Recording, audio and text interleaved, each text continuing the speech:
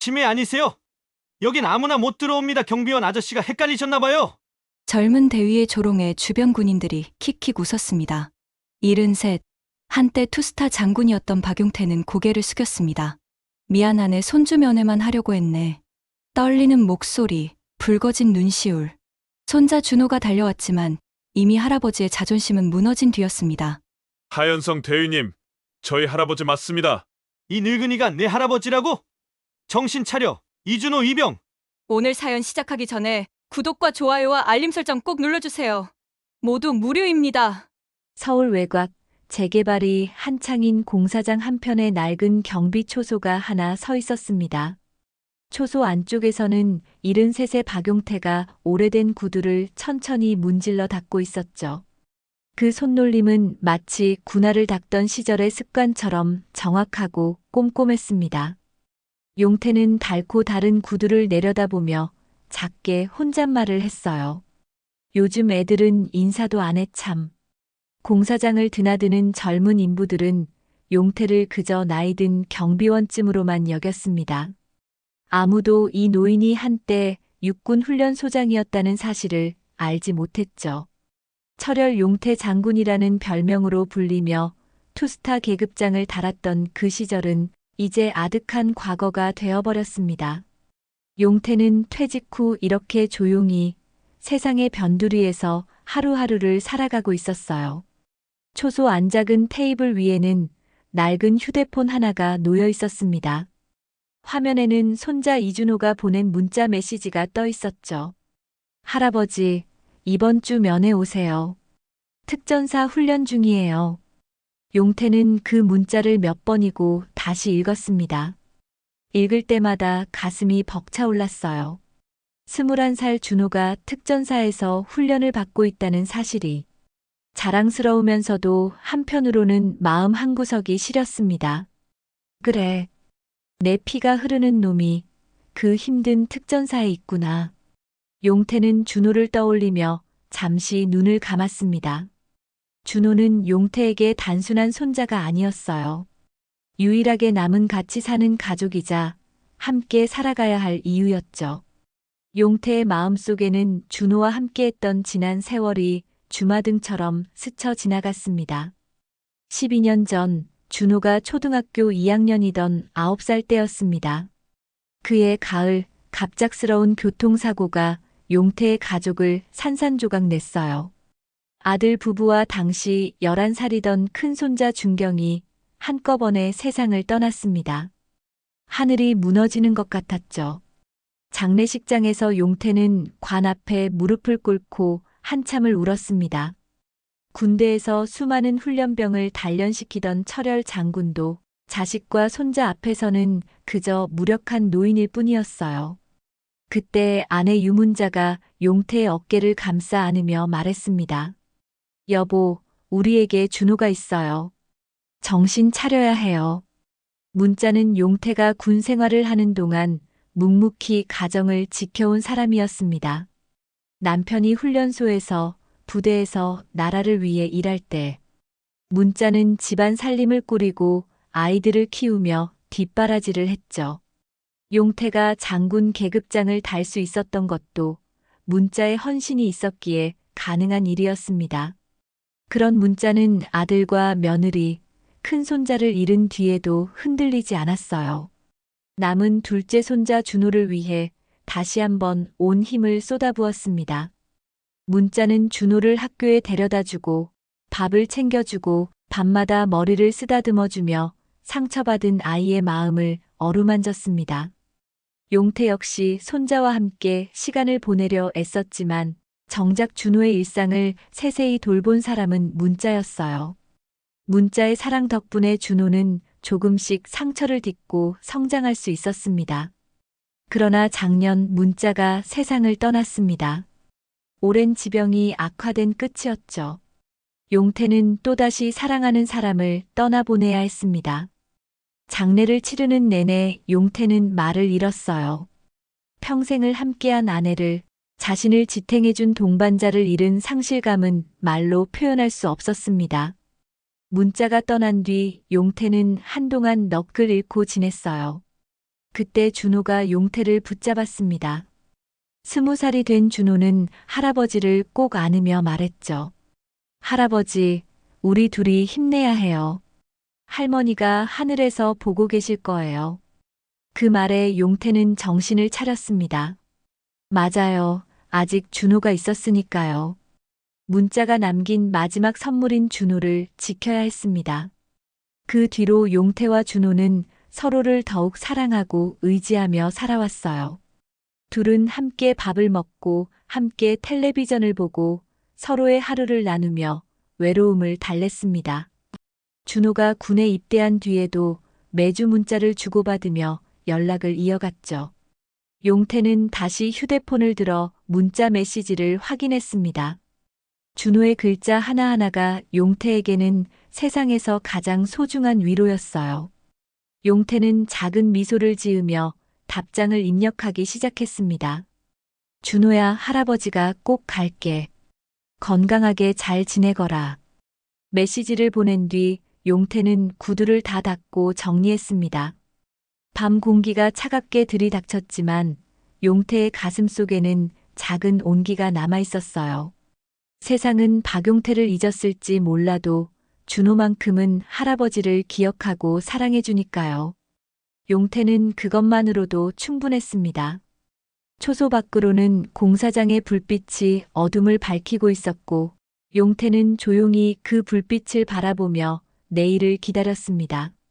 토요일 아침 용태는 평소보다 일찍 잠에서 깼습니다.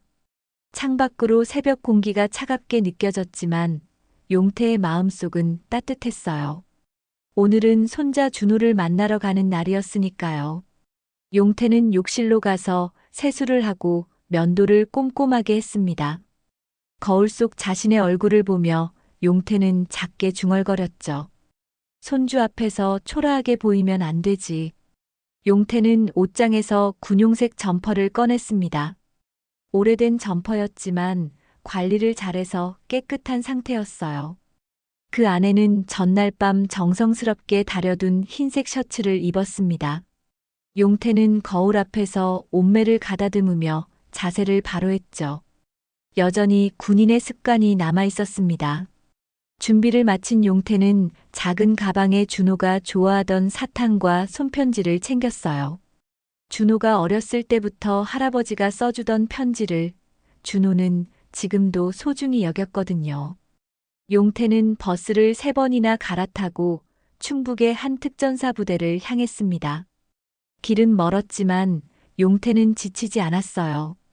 손자를 만난다는 생각만으로도 힘이 났습니다. 버스 안에서 용태는 창밖 풍경을 바라보며 준호의 어린 시절을 떠올렸죠.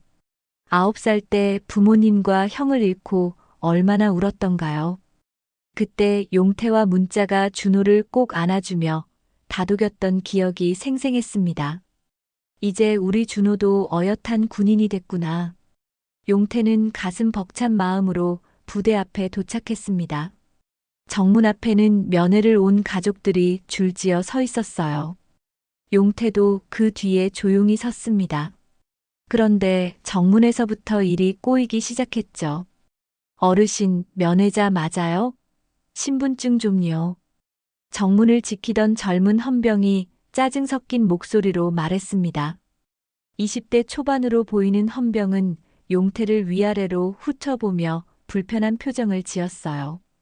용태는 당황해서 주머니를 더듬었습니다. 나이가 들어서인지 손이 자꾸 떨렸죠. 지갑을 꺼내는 것도 한참이 걸렸어요. 박용태. 네, 맞습니다. 손자 보러 왔어요. 용태는 떨리는 손으로 신분증을 내밀었습니다. 헌병은 신분증을 받아들고 대충 확인하더니 옆에 있던 장교에게 뭐라고 속삭였어요. 그때 30대 초반으로 보이는 대위 계급장을 단 남자가 다가왔습니다. 하연성 대위였죠. 하연성은 용태를 흘끗 보더니 비웃는 표정을 지었습니다. 치매 아니세요?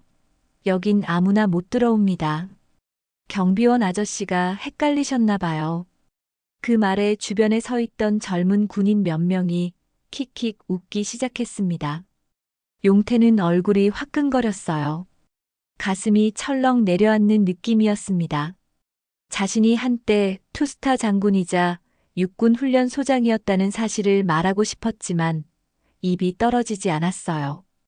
그저 초라한 노인으로 취급당하는 현실이 너무 고통스러웠습니다. 미안하네. 손주 면회만 하려고 했네.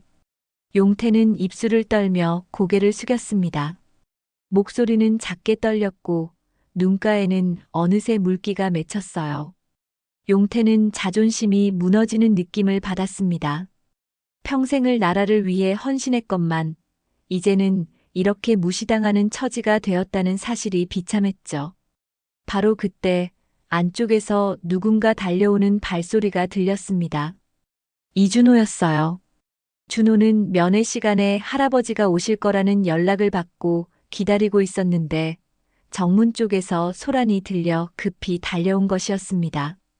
준호는 할아버지가 고개를 숙이고 서 있는 모습을 보자마자 눈시울이 붉어졌어요. 하연성 대위님, 저희 할아버지 맞습니다. 준호는 다급하게 외쳤습니다. 목소리에는 분노와 슬픔이 뒤섞여 있었죠. 준호는 하연성 앞으로 다가가 경례를 했지만 눈빛은 흔들리고 있었어요. 할아버지가 모욕당하는 모습을 보는 것이 견딜 수 없었습니다. 그러나 하연성은 준호의 말을 비웃기만 했습니다. 이 늙은이가 내 할아버지라고? 정신 차려, 이준호 이병. 하연성의 목소리는 차갑고 조롱적이었습니다. 주변 군인들도 계속 웃고 있었어요. 용태는 그 모든 상황을 지켜보며 입술을 깨물었습니다. 가슴 속에서는 분노와 슬픔이 동시에 치밀어 올랐죠. 하지만 용태는 아무 말도 할 수 없었어요. 자신이 무언가를 말하면 손자에게 피해가 갈까봐 두려웠습니다. 준호는 할아버지에게 다가가 용태의 팔을 붙잡았습니다. 할아버지, 괜찮으세요? 준호의 목소리는 떨리고 있었어요. 용태는 손자의 얼굴을 보며 억지로 미소를 지으려 했지만 눈물이 핑 돌았습니다. 준호는 할아버지의 그런 모습을 보며 주먹을 꽉 쥐었죠. 하연성의 태도가 너무 분했지만 군대라는 조직 안에서 이병인 자신이 할 수 있는 일은 없었습니다. 하연성은 여전히 비웃는 표정으로 용태를 바라보았습니다. 그래, 면회는 하게 해주지. 그런데 이준호 이병, 내 할아버지 관리 좀 잘하라고. 치매 걸린 노인 데리고 다니지 말고. 그 말을 끝으로 하연성은 돌아섰습니다. 주변 군인들도 킥킥거리며 자리를 떠났어요. 용태와 준호는 그 자리에 남겨졌습니다. 용태는 준호를 보며 힘없이 말했죠. 미안하다, 준호야. 할아버지가 창피를 당했구나. 준호는 고개를 저으며 할아버지를 꼭 안았습니다. 아니에요, 할아버지. 할아버지는 제가 세상에서 가장 존경하는 분이에요. 준호의 품에 안긴 용태는 눈물을 참을 수 없었습니다. 그동안 쌓여왔던 억울함과 슬픔이 한꺼번에 터져나왔어요. 용태는 조용히 흐느꼈고 준호는 할아버지의 등을 토닥이며 함께 울었습니다. 그렇게 둘은 정문 앞에서 한참을 서 있었어요. 차가운 바람이 불어왔지만 둘은 서로를 붙잡고 있었습니다. 용태와 준호는 면회실로 향했습니다. 준호는 할아버지의 팔을 조심스럽게 붙잡고 걸었어요. 용태는 아직도 눈가가 붉었지만 손자 앞에서 약한 모습을 더 보이고 싶지 않았습니다. 고개를 들고 최대한 당당하게 걸으려 애썼죠. 면회실 입구에 다다르자 이미 여러 가족들이 자리를 잡고 앉아 있었어요. 훈련병들과 가족들이 오순도순 이야기를 나누는 모습이 보였습니다. 용태와 준호는 구석자리에 앉았습니다. 준호는 할아버지를 마주보며 조심스럽게 물었어요. 할아버지, 괜찮으세요? 물 드릴까요? 용태는 고개를 저으며 손을 내저었습니다. 괜찮다. 내 얼굴 보니 다 나았어. 준호는 할아버지의 손을 꼭 잡았습니다. 거칠고 주름진 손이었지만 준호에게는 세상에서 가장 따뜻한 손이었어요. 용태도 손자의 손을 꼭 잡으며 작은 미소를 지었죠. 그렇게 둘은 잠시 말없이 서로를 바라보았습니다. 오랜만에 만난 할아버지와 손자는 말이 필요 없었어요. 서로의 눈빛만으로도 충분했습니다. 그런데 바로 그때 면회실 문이 열리며 하연성 대위가 들어왔습니다. 하연성은 면회실을 둘러보다가 용태와 준호가 앉아 있는 곳을 발견했어요. 그는 일부러 큰 소리로 말하기 시작했습니다. 이런 사람들은 자꾸 군대에 와서 사고칩니다. 조심하세요, 이병 이준호. 하연성의 목소리는 면회실 전체에 울려 퍼졌습니다. 주변에 있던 훈련병들과 가족들이 일제히 용태와 준호 쪽을 쳐다봤어요. 웅성거리는 소리가 들렸습니다. 몇몇 사람들은 수군거리며 용태를 힐끗힐끗 보았죠. 용태는 그 시선들을 느낄 수 있었습니다. 마치 자신이 무언가 잘못한 사람처럼, 문제를 일으킨 사람처럼 취급당하는 기분이었어요. 준호는 얼굴이 새빨개졌습니다. 주먹을 꽉 쥐었지만 아무것도 할 수 없었어요. 이병인 자신이 대위에게 대들 수는 없었습니다. 군대는 계급이 절대적인 곳이었으니까요. 준호는 입술을 깨물며 참았습니다. 하지만 가슴속에서는 분노가 끓어올랐죠. 하연성은 여전히 큰 소리로 떠들었습니다. 요즘 훈련병들은 정신교육이 안 되어 있어요. 가족 관리도 제대로 못하면서 특전사를 한다고 하니 걱정입니다. 그 말에 몇몇 장교들이 피식 웃었습니다. 하연성은 만족스러운 표정으로 면회실을 나갔어요. 그가 나간 뒤에도 면회실 안 분위기는 싸늘했습니다. 사람들의 시선은 여전히 용태와 준호에게 쏠려 있었어요. 용태는 아무 말도 하지 않았습니다. 그는 그저 조용히 앉아 있을 뿐이었어요. 하지만 용태의 눈빛은 달랐습니다. 그것은 깊은 군인의 눈빛이었죠. 수많은 전투와 훈련을 겪어온 사람만이 가질 수 있는 흔들리지 않는 눈빛이었습니다.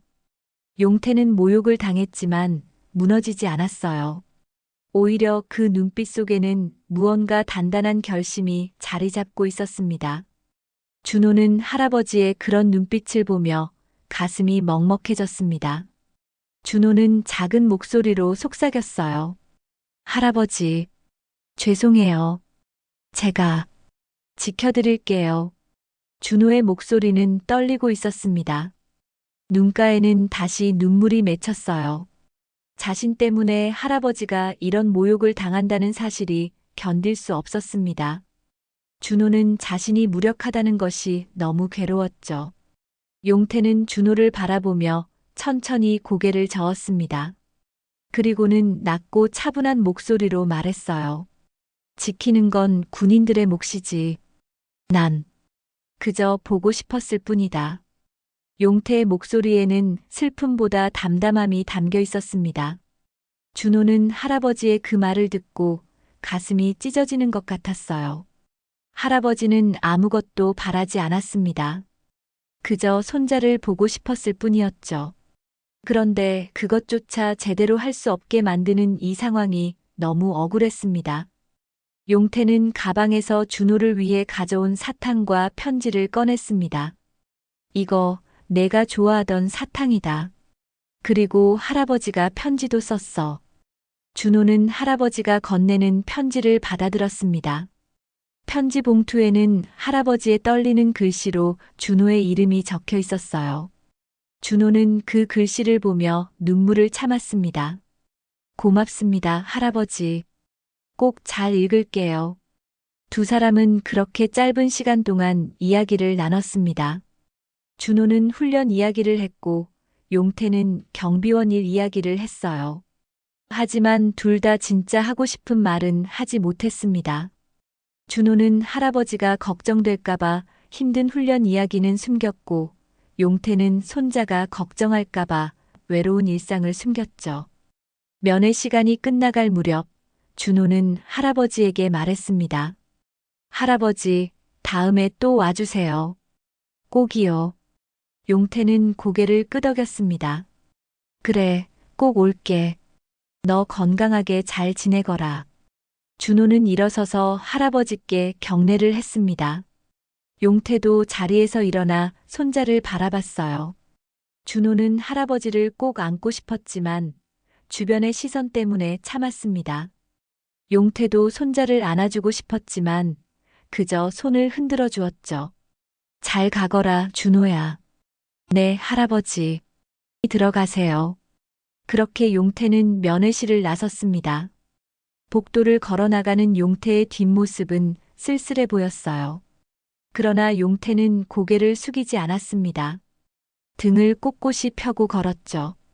정문을 나서면서도 용태는 뒤를 돌아보지 않았습니다. 부대 밖으로 나온 용태는 버스 정류장으로 향했습니다. 차가운 바람이 불어왔지만 용태는 신경 쓰지 않았어요.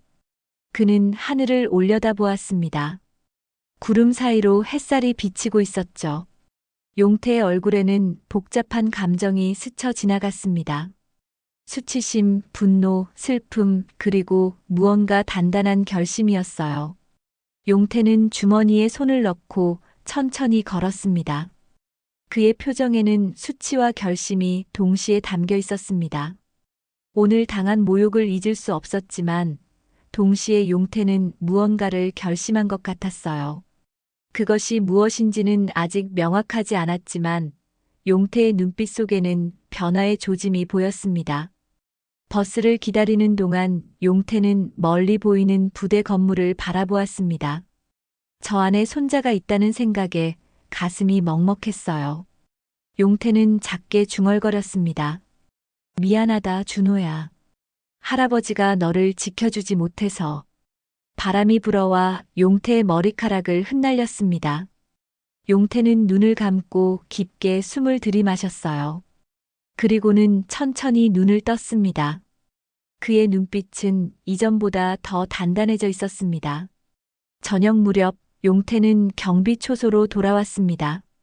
버스에서 내려 초소까지 걸어오는 동안 용태의 머릿속에는 온통 오늘 있었던 일들만 가득했어요. 하연성 대위의 조롱하는 목소리, 주변 사람들의 수군거림, 그리고 준호의 떨리던 목소리가 귓가에 맴돌았습니다.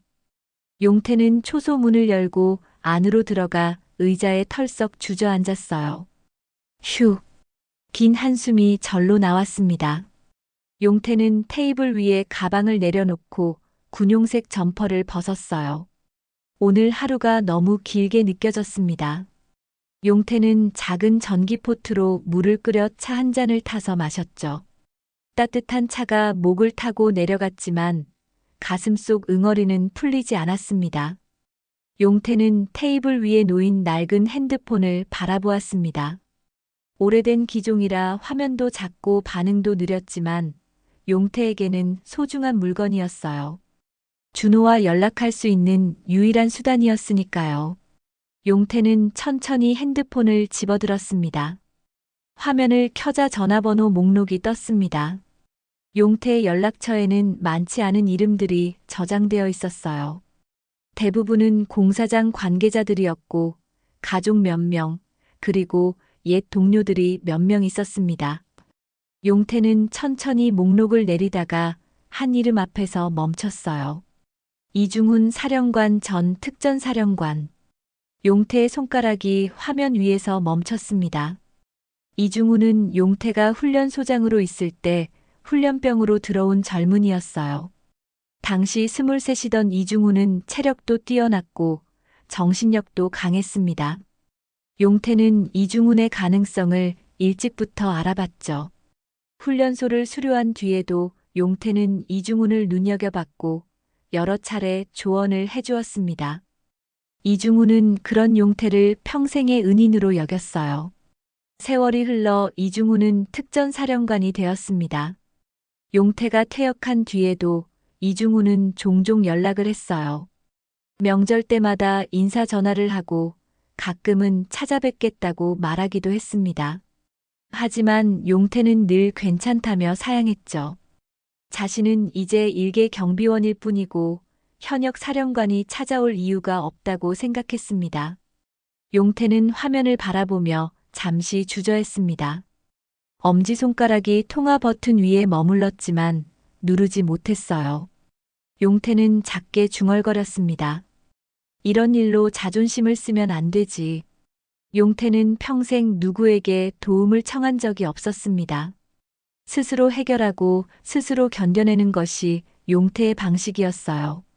군인으로 살아온 세월 동안 용태는 늘 강해야 했고 누구에게도 약한 모습을 보이지 않았습니다. 그런 용태가 이제 와서 전화 한 통으로 도움을 청한다는 것이 자존심 상했어요. 그러나 그때 준호의 얼굴이 떠올랐습니다. 면회실에서 울먹이던 손자의 모습, 할아버지를 지켜드리겠다고 떨리는 목소리로 말하던 준호의 모습이 선명하게 떠올랐어요. 용태는 가슴이 먹먹해졌습니다. 자신의 자존심 때문에 손자가 계속 그런 모욕을 당하게 할 수는 없었어요. 용태는 입술을 깨물며 결심했습니다.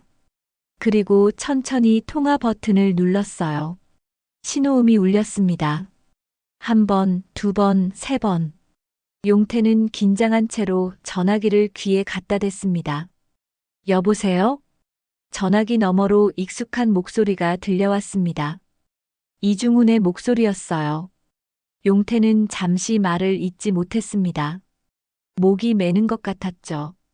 용태는 가까스로 입을 열었어요. 중훈이냐? 나다. 용태. 전화기 너머에서 잠시 침묵이 흘렀습니다. 그리고 곧 놀란 목소리가 터져 나왔어요. 장군님, 아직 살아계셨습니까? 무슨 일이십니까? 이중훈의 목소리는 떨리고 있었습니다. 용태가 먼저 전화를 건 것은 정말 오랜만이었거든요. 이중훈은 즉시 뭔가 중대한 일이 있다는 것을 직감했습니다. 용태는 천천히 오늘 있었던 일을 이야기하기 시작했습니다.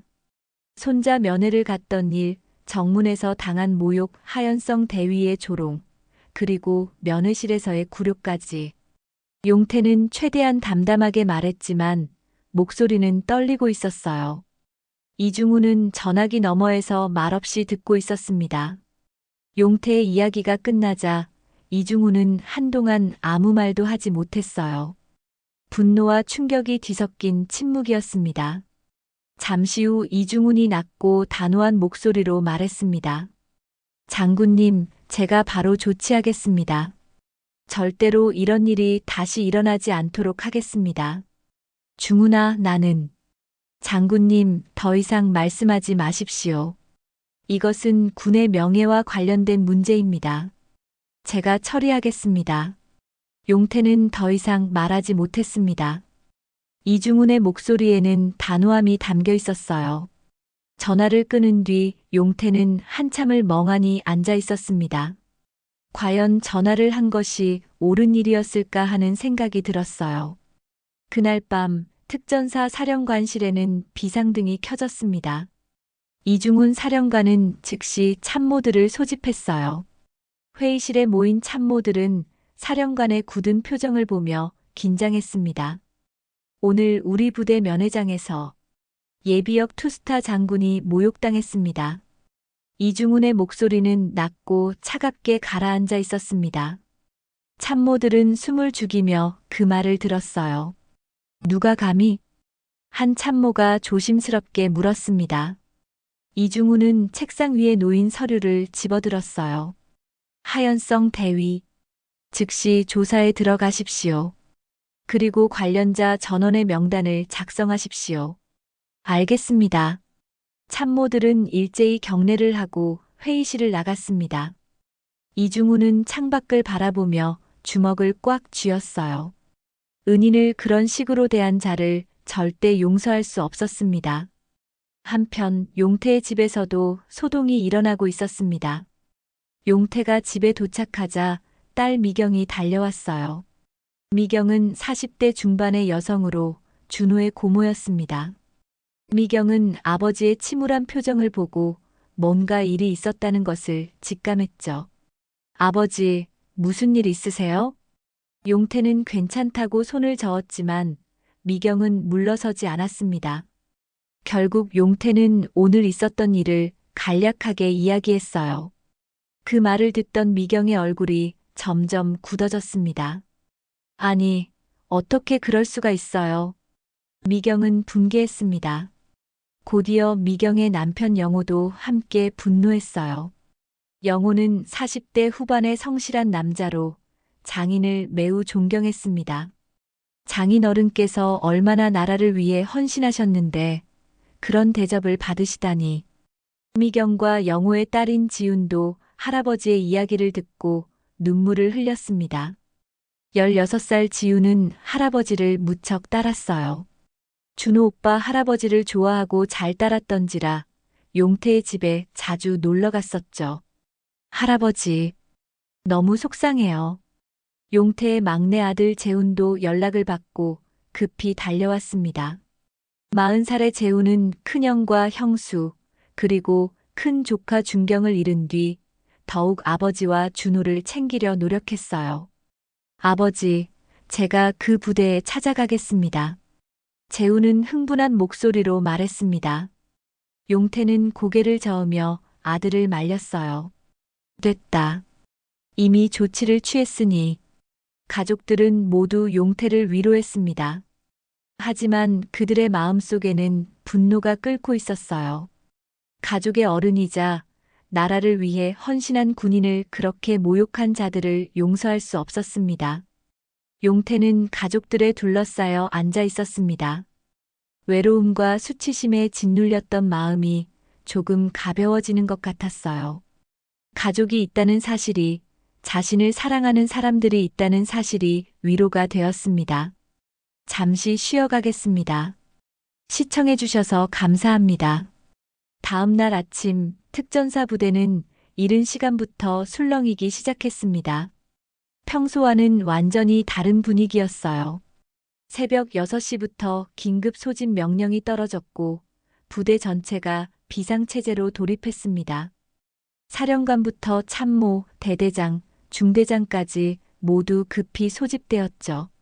훈련병들도 평소보다 훨씬 긴장한 표정으로 움직였어요. 준호는 병사들 사이에서 불안한 마음으로 서 있었습니다. 무슨 일이 벌어지는지 알 수 없었지만 분위기가 심상치 않았어요. 옆에 있던 동기가 작게 속삭였습니다. 야, 무슨 일이야? 이렇게 전체 소집은 처음이야. 모르겠어. 뭔가 큰일이 터진 것 같은데. 준호는 가슴이 두근거렸습니다. 혹시 어제 할아버지 일과 관련이 있는 건 아닐까 하는 생각이 들었지만 확신할 수는 없었어요. 준호는 불안한 마음으로 주변을 살폈습니다. 하연성 대위는 상황을 전혀 모르고 있었습니다. 그는 평소처럼 사무실에 앉아 서류를 정리하고 있었어요. 복도를 지나가던 부사관이 급히 뛰어가는 모습을 보고 하연성은 고개를 갸우뚱했습니다. 뭐야, 갑자기 분위기가 왜 이래? 하연성은 창밖을 내다보았습니다. 부대 전체가 긴장한 모습이었어요. 군인들이 분주하게 움직이고 장교들이 심각한 표정으로 모여 있었습니다. 하연성은 이상하다는 생각이 들었지만 자신과는 상관없는 일이라고 여겼죠. 바로 그때 정문 쪽에서 소란이 들려왔습니다. 하연성은 창문으로 다가가 밖을 내다보았어요. 정문으로 검은색 SUV 세대가 천천히 들어오고 있었습니다. 차량 앞에는 특전사 깃발이 달려 있었어요. 하연성은 눈을 크게 떴습니다. 저런 차량은 보통 고위 장성이 방문할 때나 볼 수 있는 것이었거든요. 무슨 일이지? 하연성은 급히 사무실을 나와 정문 쪽으로 향했습니다. 이미 많은 군인들이 정문 앞에 정렬해 있었어요. 준호도 그 안에 서 있었습니다. 준호는 차량을 보며 심장이 빠르게 뛰는 것을 느꼈어요. 혹시 할아버지와 관련된 일일까 하는 생각에 긴장했습니다. 첫 번째 차량이 멈춰 섰습니다. 운전병이 급히 내려 뒷문을 열었어요. 그리고 그 안에서 한 노인이 천천히 내려섰습니다. 군용색 점퍼를 입은 노인, 바로 박용태였습니다. 용태는 차에서 내려 주변을 둘러보았어요. 용태의 표정은 담담했지만 그 눈빛에는 깊은 위험이 담겨 있었습니다. 부대원들은 용태를 보자 순간 숨이 멎는 것 같았습니다. 어제 면회장에서 모욕을 당했던 그 노인이 이렇게 사령관 차량을 타고 온 것이었어요. 부대 최선임 주임원사가 큰 소리로 외쳤습니다. 차렷, 경례. 일제히 수백 명의 군인들이 경례를 올렸습니다. 준호도 눈물을 참으며 경례를 했어요. 할아버지가 이렇게 당당하게 부대에 들어오는 모습을 보니 가슴이 벅차올랐습니다. 준호는 떨리는 손으로 경례 자세를 유지했죠. 하연성은 그 광경을 보고 얼굴이 창백해졌습니다. 온몸에 식은 땀이 흘렀어요. 어제 자신이 모욕했던 그 노인이 지금 사령관급 예우를 받으며 부대에 들어오고 있었습니다. 하연성은 다리가 후들거렸죠. 어제 그분이 하연성의 목소리는 떨리고 있었습니다. 옆에 있던 선임 장교가 차갑게 말했어요. 하 대위, 당신이 어제 모욕한 분이 누군지 아나? 예비역 투스타 장군이자 육군 훈련소장을 지낸 박용태 소장님이야. 그 말에 하연성은 온몸이 얼어붙는 것 같았습니다. 투스타 장군. 그것도 훈련소장 출신. 하연성은 자신이 얼마나 큰 실수를 저질렀는지 깨달았어요. 얼굴은 하얗게 질렸고 손은 부들부들 떨렸습니다. 용태는 아무 말도 하지 않았습니다. 다만 천천히 앞으로 걸어갔을 뿐이었어요. 용태의 걸음걸이는 느렸지만 흔들림이 없었습니다. 여전히 군인의 자세가 몸에 배어 있었죠. 용태는 정렬한 군인들을 천천히 둘러보았습니다. 그 눈빛은 엄숙했어요. 두 번째 차량에서 이중훈 사령관이 내렸습니다. 이중훈은 곧바로 용태에게 다가가 깊숙이 허리를 숙였어요. 장군님, 대단히 송구합니다. 부대의 명예를 실추시킨 일입니다. 이중훈의 목소리는 진심으로 가득했습니다. 용태는 이중훈을 바라보며 작게 고개를 끄덕였어요. 말은 하지 않았지만 그 눈빛이 모든 것을 말해주고 있었습니다. 용태는 여전히 침묵을 유지했죠. 이중훈은 부대원들을 향해 돌아섰습니다. 그리고 큰 소리로 말했어요. 이분은 투스타 출신 박용태 소장님이십니다. 우리 군의 전설이시자 수많은 장병을 길러내신 분이십니다. 어제 우리 부대에서 소장님께 무례를 범한 일이 있었습니다. 이는 절대 용납할 수 없는 일입니다. 부대 전체가 숨을 죽였습니다. 이중훈의 목소리는 차갑고 단호했어요. 모든 군인들이 긴장한 표정으로 서 있었습니다. 하연성은 그 자리에서 쓰러질 것 같았어요. 준호는 할아버지를 바라보며 눈물을 참았습니다. 할아버지가 이렇게 당당한 모습으로 돌아오신 것이 자랑스러웠어요. 동시에 어제 할아버지가 당했던 모욕이 떠올라 가슴이 아팠습니다. 준호는 주먹을 꽉 쥐었죠. 용태는 여전히 말이 없었습니다. 그저 조용히 서 있을 뿐이었어요. 하지만 그 침묵이 더 큰 무게로 다가왔습니다. 용태의 존재 자체가 권위와 위험을 발산하고 있었죠. 어제의 초라한 노인이 아니었습니다. 지금 그곳에 서 있는 사람은 평생을 나라를 위해 헌신한 군인이었어요. 이중훈은 참모들에게 고개를 돌렸습니다. 관련자를 즉시 집합시키십시오. 알겠습니다. 참모들이 일제히 경례를 하고 움직이기 시작했습니다. 하연성은 그 순간 자신의 운명을 직감했어요. 다리에 힘이 풀려 거의 쓰러질 뻔했지만 간신히 버텼습니다. 옆에 있던 헌병이 하연성에게 다가왔죠. 하연성 대위, 사령관실로 동행하시죠. 하연성은 고개를 떨구며 따라갔습니다. 그의 얼굴은 잿빛으로 변해 있었어요. 주변 군인들의 시선이 따가웠습니다. 어제까지만 해도 당당하게 노인을 조롱하던 하연성의 모습은 온데간데 없었죠. 용태는 그 모든 광경을 조용히 지켜보았습니다. 복수를 위해 온 것이 아니었습니다. 다만 자신의 존재를, 자신의 과거를 증명하고 싶었을 뿐이었어요. 그리고 손자 준호가 더 이상 그런 모욕을 당하지 않도록 하고 싶었습니다. 용태가 부대에 도착한 지 1시간쯤 지났을 무렵 이중훈 사령관이 용태에게 다가왔습니다. 이중훈의 얼굴에는 깊은 존경과 미안함이 동시에 담겨 있었어요. 소장님, 손자분과 다시 면회를 하시는 것이 어떻겠습니까? 이번에는 제대로 된 예우를 갖추고 싶습니다. 용태는 잠시 망설였습니다. 어제의 일로 이미 충분히 마음이 상했고 다시 부대를 찾는 것이 부담스러웠어요. 하지만 준호를 생각하면 마음이 달라졌습니다. 손자와 제대로 된 시간을 보내고 싶었죠. 그래.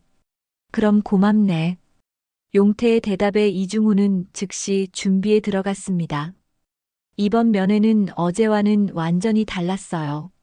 장소는 부대 내 장교 식당으로 정해졌습니다.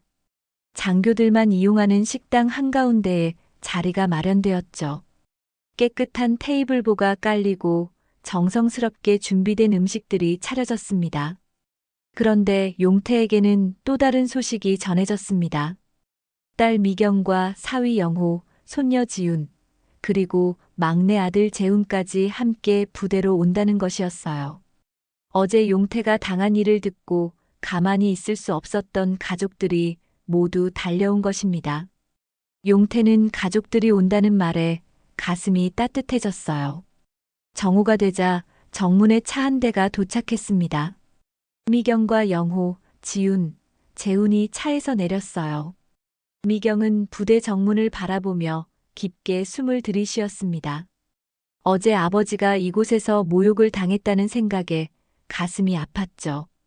아버지. 미경의 목소리는 떨리고 있었습니다. 영호가 아내의 어깨를 다독였어요. 지우는 눈물을 글썽이며 할아버지를 만날 생각에 가슴이 벅차올랐습니다. 재우는 주먹을 꽉 쥐고 있었어요. 아버지를 모욕한 자들에 대한 분노가 아직 가시지 않았습니다. 가족들은 안내를 받아 장교 식당으로 향했습니다. 식당 문을 열자 용태가 테이블에 앉아 있는 모습이 보였어요. 용태는 가족들을 보자 천천히 일어섰습니다. 아버지. 미경이 달려가 용태를 꼭 안았습니다. 용태는 딸의 등을 토닥이며 작게 말했어요. 괜찮다, 미경아. 다 지나간 일이야. 지훈도 할아버지에게 다가가 용태의 팔을 붙잡았습니다.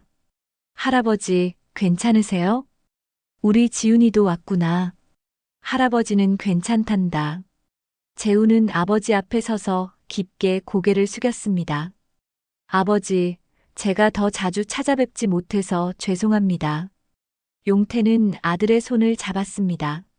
내가 무슨 잘못이냐? 다들 앉아라.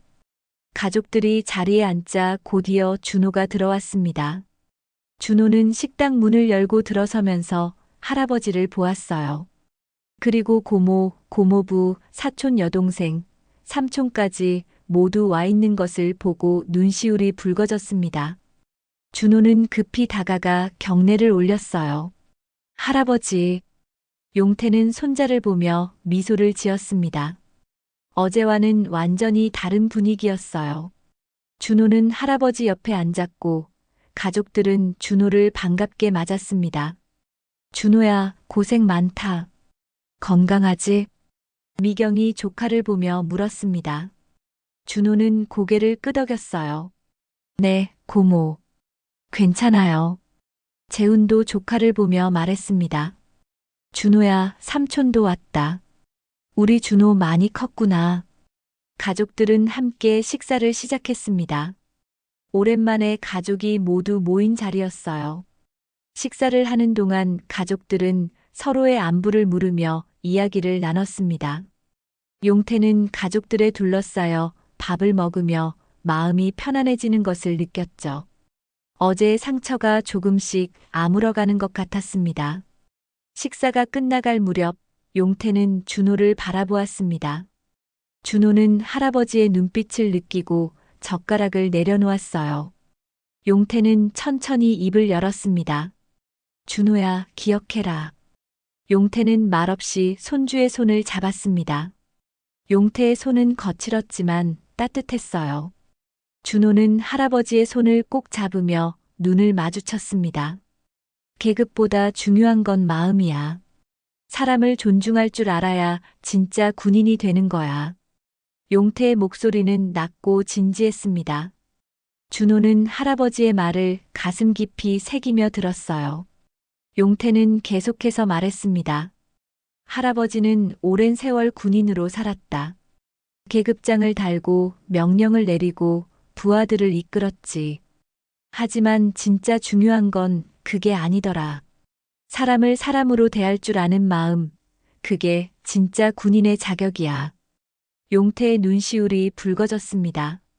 어제 당했던 모욕이 떠올랐지만 용태는 그것을 원망으로 승화시키지 않았어요. 오히려 손자에게 가르침을 주는 기회로 삼았습니다. 준호는 할아버지의 말을 들으며 눈물을 참았습니다. 가슴이 뭉클해졌어요. 준호는 고개를 숙이며 떨리는 목소리로 말했습니다. 저도 할아버지처럼 군인으로 존경받는 사람이 될게요. 준호의 목소리에는 굳은 결심이 담겨 있었습니다. 용태는 손자의 그런 모습을 보며 미소를 지었어요. 비록 나이가 들고 잊혀진 존재가 되었지만 손자만큼은 자신을 기억하고 따르려 한다는 사실이 용태에게는 큰 위로였습니다. 미경도 아버지와 조카의 대화를 들으며 눈물을 닦았습니다. 영호는 장인의 모습을 보며 깊은 존경심을 느꼈어요. 지우는 할아버지와 사촌 오빠인 준호의 모습을 보며 가슴이 벅차올랐습니다. 재우는 아버지의 그런 모습에 자랑스러움을 느꼈죠. 용태는 준호의 손을 놓지 않고 계속 잡고 있었습니다. 그리고 작게 말했어요. 준호야, 힘들 때는 할아버지를 생각해라. 할아버지가 항상 내 편이야. 네, 할아버지. 고맙습니다. 준호는 눈물을 흘리며 고개를 숙였습니다. 용태도 손자의 머리를 쓰다듬으며 눈물을 참았어요. 두 사람의 모습을 본 가족들도 모두 눈시울이 붉어졌습니다. 식당 안은 따뜻한 분위기로 가득했습니다. 어제의 슬픔과 모욕이 있었지만 오늘은 가족의 사랑으로 채워졌어요. 용태는 가족들과 함께한 이 시간이 평생 기억에 남을 것 같았습니다. 식사를 마치고 일어서면서 용태는 다시 한번 준호를 바라보았습니다. 열심히 해라, 준호야. 할아버지가 응원한다. 네, 할아버지. 꼭 멋진 군인이 되겠습니다. 준호는 할아버지께 경례를 올렸습니다. 용태도 손자에게 경례로 답했어요. 그 모습을 본 이중훈 사령관을 비롯한 장교들도 숙연한 표정으로 지켜보았습니다. 용태와 가족들이 부대를 떠난 뒤 며칠이 지났습니다. 부대 안은 여전히 그날의 일로 술렁였어요. 투스타 출신 박용태 소장이 부대를 방문했던 일, 그리고 하연성 대위가 소장을 모욕했던 사건은 부대 전체에 퍼졌습니다. 군인들은 복도에서, 식당에서, 훈련장에서 그 이야기를 주고받았죠. 하연성은 그 며칠 동안 사무실에 틀어박혀 지냈습니다. 밖으로 나가면 동료들의 차가운 시선이 느껴졌어요. 아무도 하연성에게 말을 걸지 않았고 지나가면서도 외면했습니다. 하연성은 자신이 저지른 일의 무게를 조금씩 깨닫고 있었죠. 어느 오후 하연성에게 연락이 왔습니다. 사령관실로 즉시 출두하라는 명령이었어요. 하연성은 그 순간 온몸이 얼어붙는 것을 느꼈습니다. 이제 심판의 시간이 온 것이었죠. 하연성은 떨리는 손으로 군복을 정리하고 사령관실로 향했습니다. 복도를 걸어가는 동안 하연성의 머릿속에는 온갖 생각이 스쳐 지나갔어요. 자신이 얼마나 큰 실수를 저질렀는지, 그리고 그 대가가 무엇일지 두려웠습니다. 사령관실 앞에 도착하자 하연성은 깊게 숨을 들이쉬고 문을 두드렸어요. 들어오십시오. 이중훈 사령관의 목소리가 들렸습니다. 하연성은 문을 열고 들어가 경례를 올렸어요. 사령관실 안에는 이중훈 사령관과 몇몇 참모들이 앉아 있었습니다. 그들의 표정은 모두 굳어 있었죠. 하연성 대위, 앞으로 나오십시오. 하연성은 앞으로 나가 차렷 자세로 섰습니다. 온몸에 땀이 흘렀어요. 이중훈은 책상 위에 놓인 서류를 집어들고 천천히 읽기 시작했습니다. 하연성 대위, 당신은 예비역 장성에게 모욕적 언행을 했습니다. 이중훈의 목소리는 차갑고 단호했습니다. 하연성은 입술을 깨물었어요. 변명을 하고 싶었지만 말이 나오지 않았습니다. 당신은 토요일 오전 부대 정문에서 면회를 온 박용태 소장님을 치매 환자 취급하며 모욕했습니다. 또한 면회실에서도 계속해서 무례한 언행을 했습니다. 이것이 사실입니까? 하연성은 고개를 숙였습니다. 부정할 수 없는 사실이었어요. 사실입니다. 하연성의 목소리는 작게 떨렸습니다. 이중훈은 서류를 내려놓고 하연성을 똑바로 바라보았어요. 변명할 말이 있습니까? 하연성은 잠시 망설이다가 입을 열었습니다. 그냥 늙은이라고 생각했습니다. 그 한마디가 모든 것을 끝냈습니다. 사령관실 안이 순간 얼어붙었어요. 참모들의 표정이 더욱 굳어졌고 이중훈의 눈빛이 차갑게 식었습니다.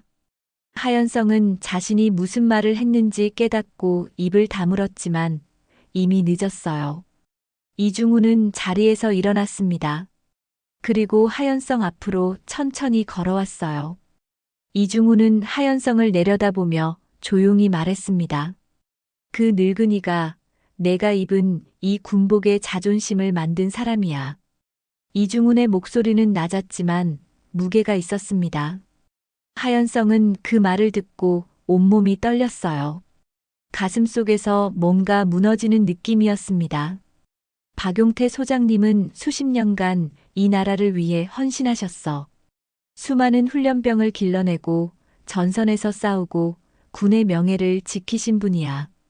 그분이 있었기에 우리가 지금 이 자리에 설 수 있는 거야. 그런데 너는 그분을 그냥 늙은이라고 생각했다고? 하연성은 더 이상 참을 수 없었습니다. 눈물이 주르륵 흘러내렸어요. 하연성은 그대로 무릎이 꺾일 것 같았습니다. 자신이 얼마나 큰 잘못을 저질렀는지 이제야 제대로 깨달았죠. 죄송합니다.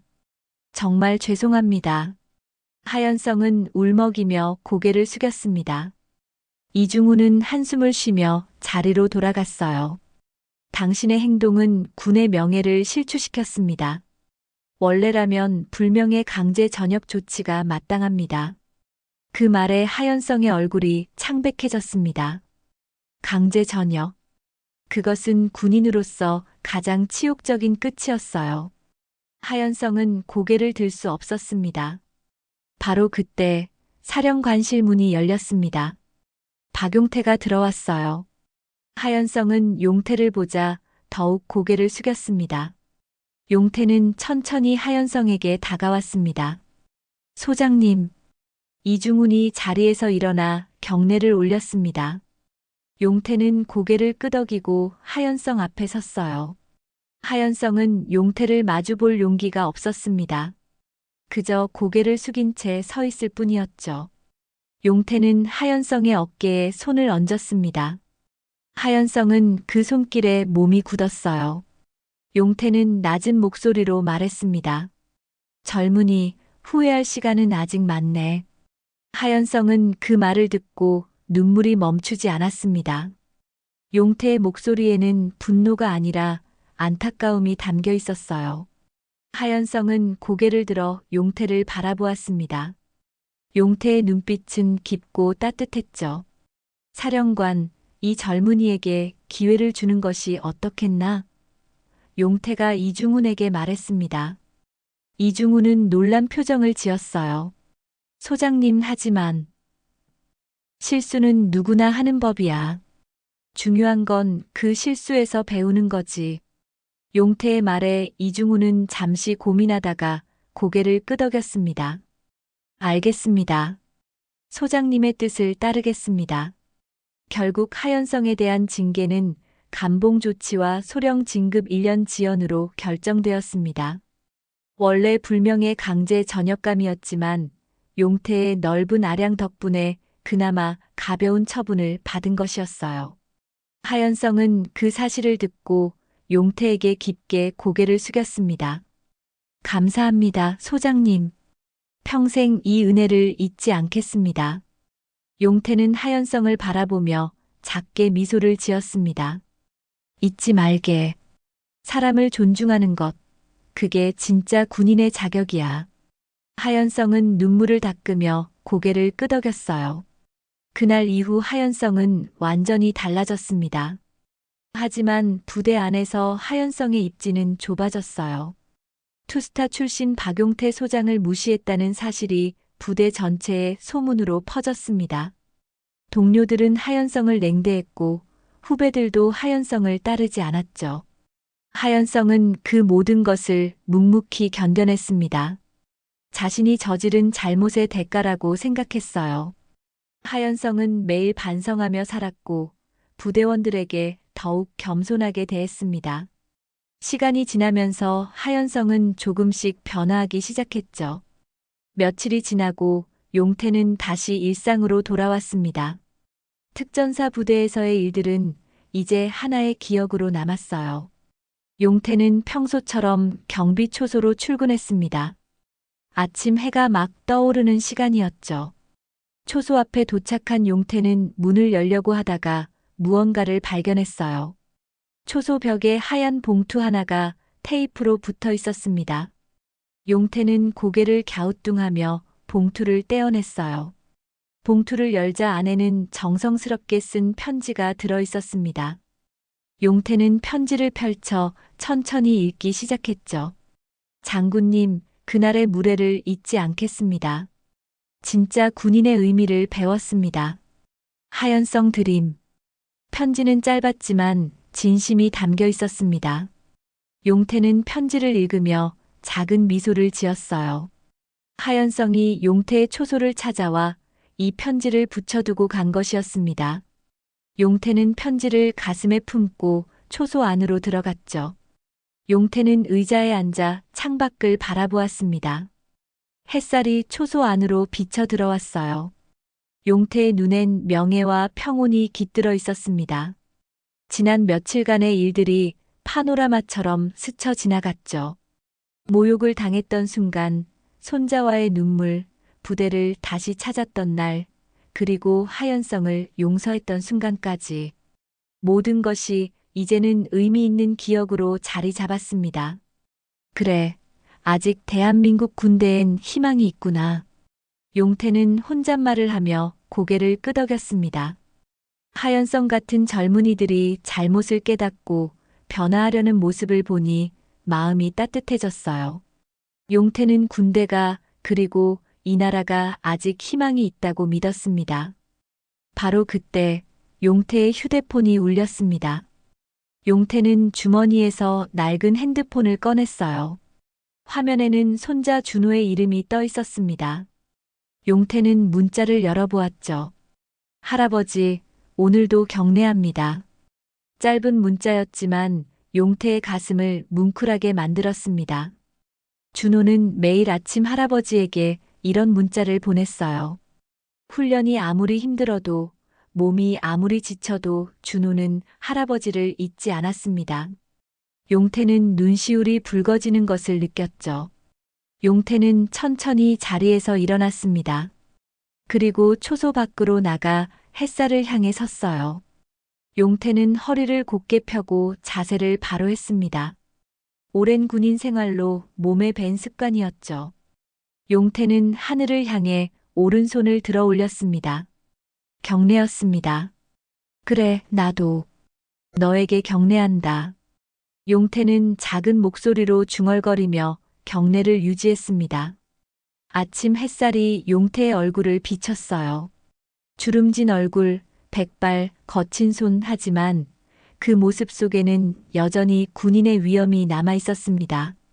용태는 손자를 향해, 그리고 이 나라를 위해 헌신했던 자신의 과거를 향해 경례를 올리고 있었죠. 한편 용태의 집에서는 가족 모임이 열리고 있었습니다.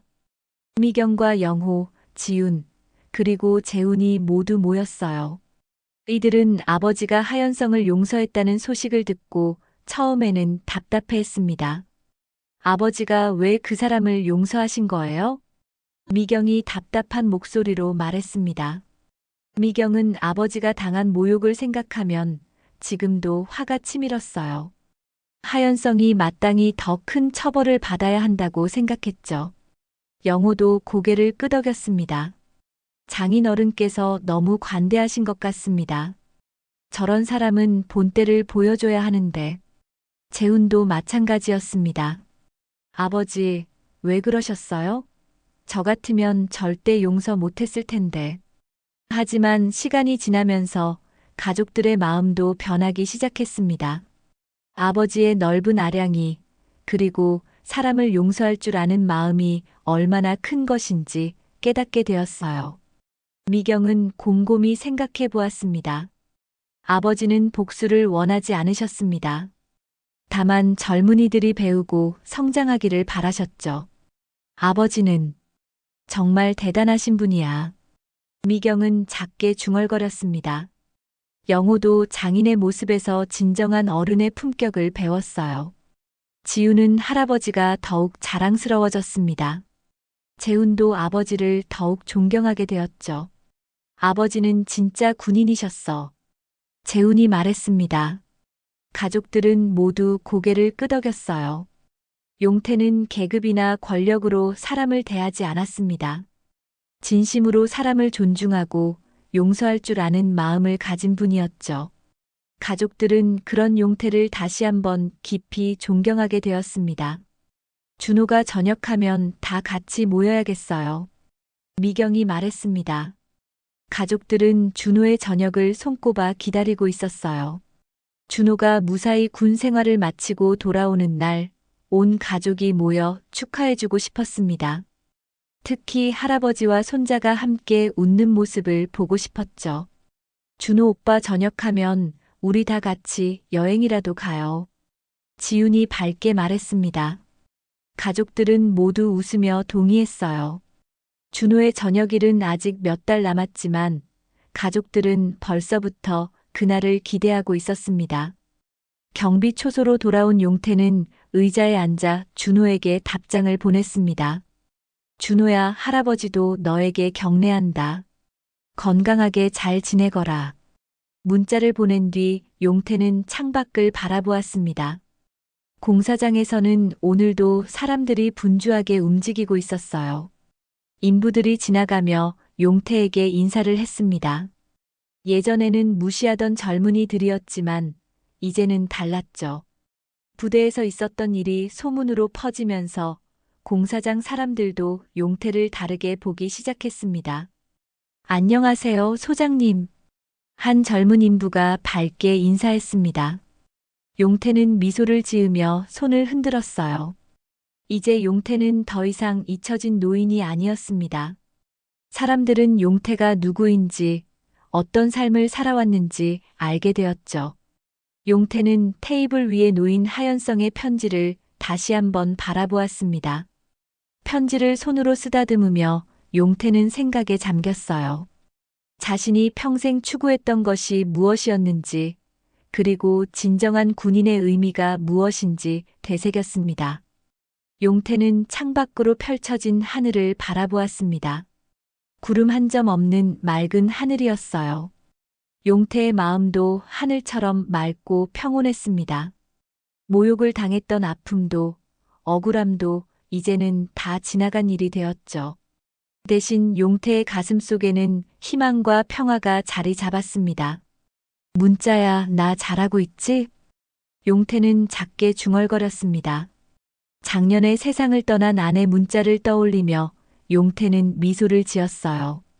문자가 하늘에서 지켜보고 있을 거라 믿었습니다.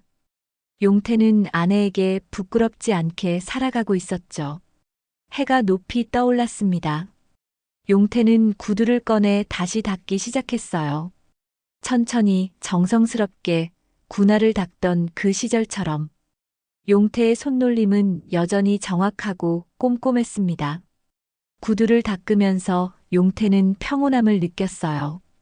용태의 휴대폰이 다시 울렸습니다. 이번에는 미경에게서 온 문자였어요. 아버지, 사랑해요. 준호 저녁하면 다 같이 모여요. 용태는 문자를 읽고 따뜻한 미소를 지었습니다. 가족이 있다는 것, 사랑하는 사람들이 있다는 것이 얼마나 큰 축복인지 새삼 깨달았죠. 용태는 답장을 보냈습니다. 그래, 다 같이 모이자. 아버지도 너희들을 사랑한다. 용태는 휴대폰을 내려놓고 다시 창밖을 바라보았습니다. 세상은 여전히 돌아가고 있었어요. 사람들은 바쁘게 움직이고 차들은 지나다니고 아이들은 웃으며 뛰어다녔습니다. 용태는 그 모든 평범한 일상이 소중하다고 느꼈죠. 몇 개월이 흘렀습니다. 준호는 특전사 훈련을 무사히 마치고 건강하게 전역했어요.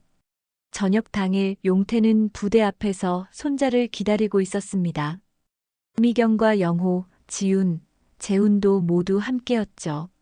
정문에서 준호가 민간인 옷을 입고 걸어 나왔을 때 가족들은 환호성을 질렀습니다. 준호야. 용태는 손자를 꼭 껴안았습니다. 준호도 할아버지를 꼭 안으며 눈물을 흘렸어요. 그렇게 오래 기다렸던 재회의 순간이었습니다. 가족들은 약속대로 함께 여행을 떠났습니다. 강원도 동해안으로 가는 길이었어요. 차 안에서 가족들은 웃고 떠들며 즐거운 시간을 보냈습니다. 용태는 창밖 풍경을 보며 행복을 느꼈죠. 오랜만에 가족 모두가 함께한 시간이었습니다. 여행을 마친 뒤 가족들은 함께 묘지로 향했습니다. 먼저 하늘나라에 간 준호의 부모님인 승훈과 소정 부부, 그리고 준호의 형 준경의 산소가 나란히 있었고 조금 떨어진 곳에는 작년에 세상을 떠난 문자의 산소가 있었어요. 가족들은 먼저 승훈과 소정, 준경의 묘소 앞에 섰습니다.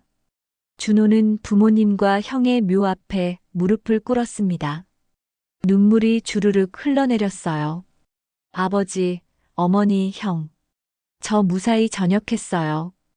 용태도 아들과 며느리, 손자의 묘 앞에 섰습니다.